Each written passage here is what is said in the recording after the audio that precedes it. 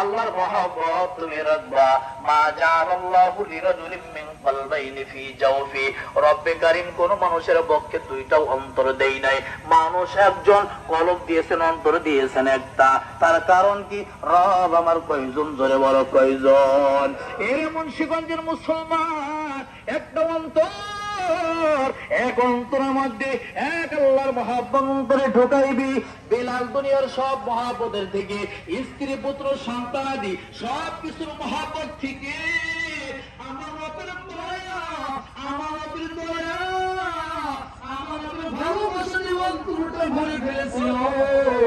এর বন্ধুরা আমার, এই জন্য রব্বি কারীমের অভিযোগ আল্লাহ রাব্বুল আলামিন জিবরিল আমিনকে পাঠায়া দিয়েছে, ওরে জিবরিল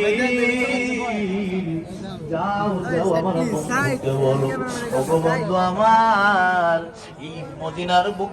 এই মদিনার বুকে বিলালের থেকে দামি বংশের এবং সুন্দর চেহারার অধিকারী, সুন্দর কণ্ঠের অধিকারী মানুষটা যতই সুন্দরভাবে শুদ্ধভাবে আজান দিক না কেন, এই আজানের আওয়াজ আমার রব্বুল কারীমের দরবারে পৌঁছাবে না, পৌঁছাবে না।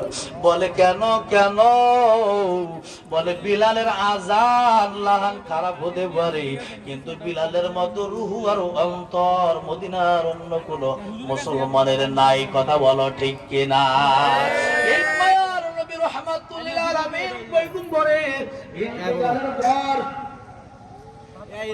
মায়ার নবীর ইন্তেকালের পর আবু বকরের হাতে যখন ক্ষমতা আসলো, আবু বকর মুসলিম জাহানের প্রধান খলিফা, আবু বকরের সামনে এক বিলাল রাদিয়াল্লাহু তাআলা কাফন